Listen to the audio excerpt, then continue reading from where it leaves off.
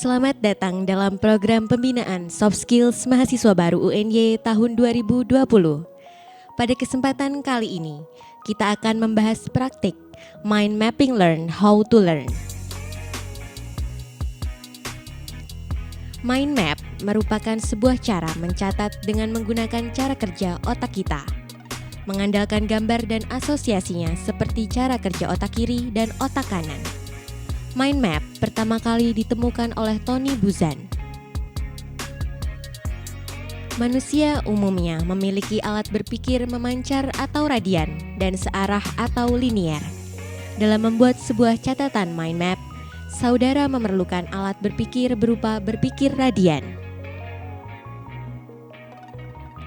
Sebelumnya, saudara pernah belajar paragraf deduktif dan induktif.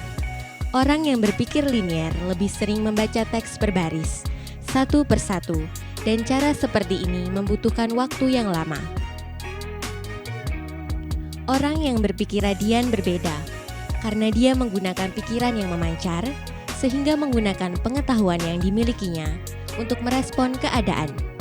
Mereka membaca dengan mencari kata kunci dan ide pokok setiap paragraf, sehingga bisa memahami bacaan lebih cepat. Mind map mudah digunakan karena sesuai dengan mekanisme alami kerja otak, seperti cara kerja neuron yang membentuk jaringan. Metode mind map dapat memaksimalkan kerja otak karena mind map bekerja menggunakan otak kanan dan otak kiri dalam waktu yang bersamaan atau whole brain. Istilah ini dipopulerkan oleh John Medina. Menurutnya, pemahaman seseorang akan lebih baik jika menggunakan kedua otaknya. Mari kita memahami manfaat mind mapping. Mind map membuat proses berpikir menjadi terlihat. Mind map mampu melihat gambaran yang besar hanya dalam sekali pandang. Mind map juga mempermudah mengelola informasi secara sistematis, misalkan ketika mengurai suatu masalah dan mencari solusinya.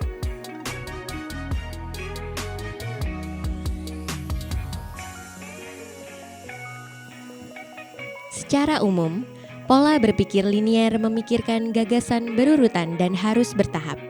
Sedangkan, orang radian berpikir simultan.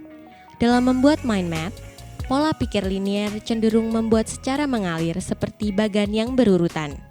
Sedangkan, pola pikir radian akan membuat mind map secara simultan.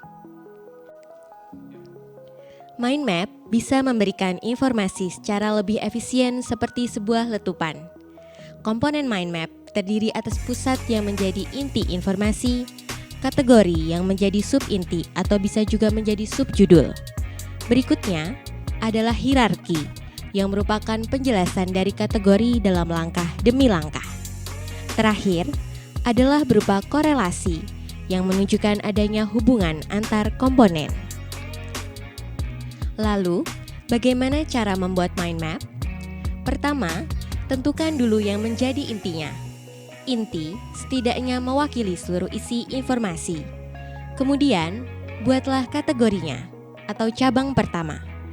Cabang itu bisa kita ambil dari subbab. Cabang dibuat searah jarum jam. Kedua, dalam membuat pusat, berikan gambar yang mewakili isi keseluruhan mind map. Buatlah secara sederhana dan bermakna.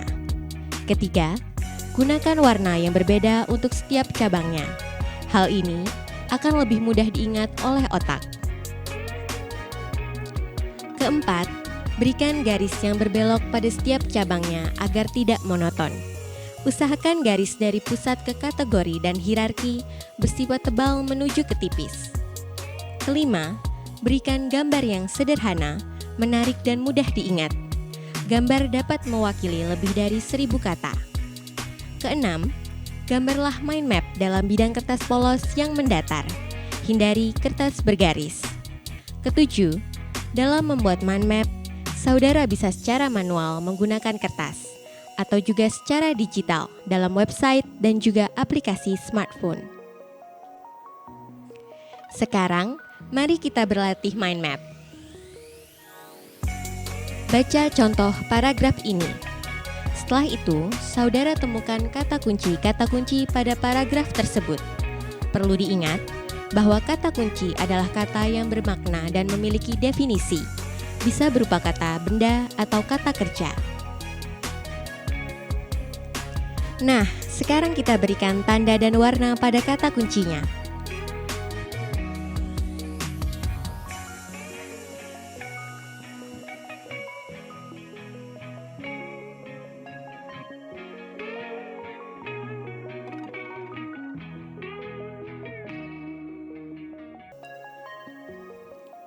Dari kata kunci yang sudah ditentukan, kita rangkai ke dalam mind map.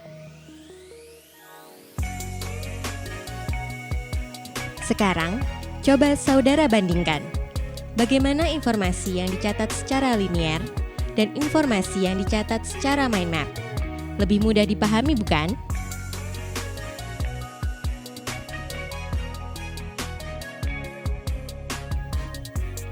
Mind map memiliki banyak kegunaan.